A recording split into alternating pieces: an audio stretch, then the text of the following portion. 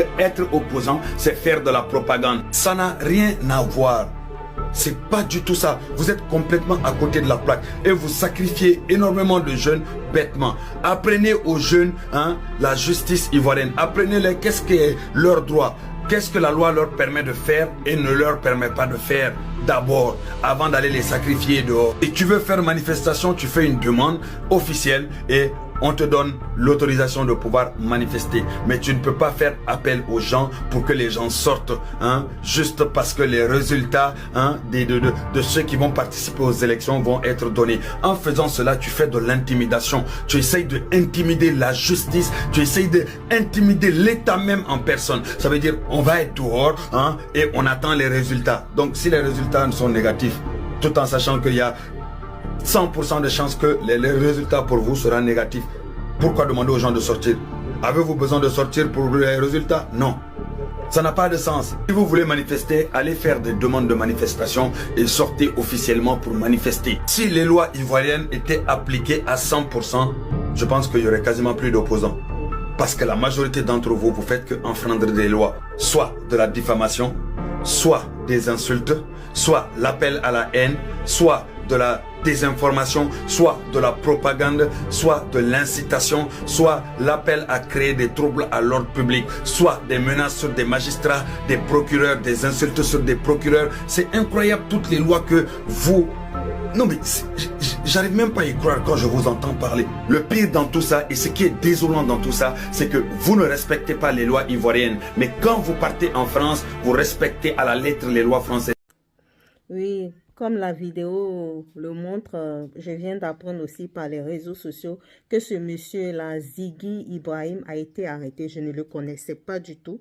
C'est par rapport à ce qui s'est passé. Tout le monde parle de lui et je viens d'avoir l'information sur les réseaux sociaux.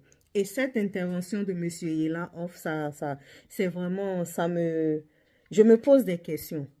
Est-ce qu'un politique, il faut faire confiance à quelqu'un? En tout cas, ne faites pas confiance en quelqu'un.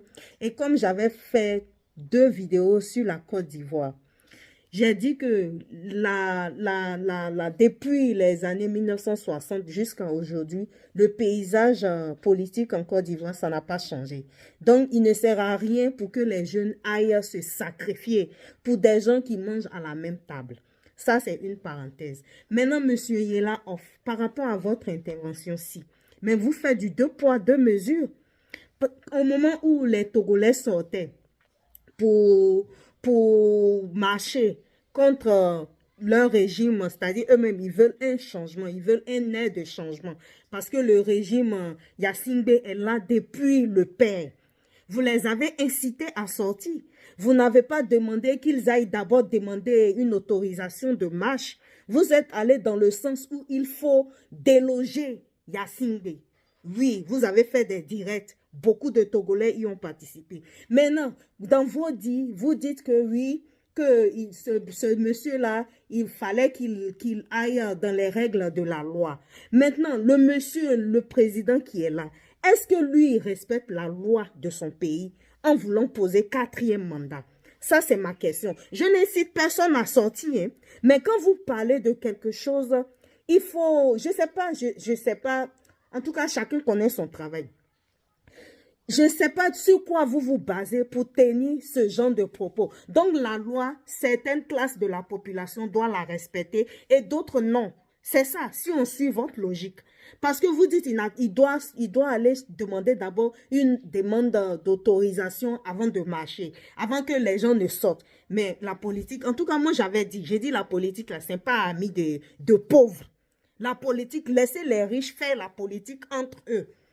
S'ils savaient que les gens ne sont pas d'accord parce que les listes qui sont retenues ne les arrangent pas, mais abstenez-vous d'aller voter. Parce que de toutes les façons, ne vous sacrifiez pas pour des gens qui n'ont pas en tête. Enfin, c'est pas la peine de vous sacrifier. Vos parents ont besoin de vous. Vous voyez, non? Donc, c'était pour intervenir par rapport à cette petite vidéo-là. Le monsieur qui a été arrêté, j'espère que Dieu va toucher les cœurs de ceux qui l'ont arrêté À cause de la souffrance de ses parents, ils vont le relâcher et il va aller retrouver sa famille dans la paix et la quiétude, dans toujours le but de maintenir la paix.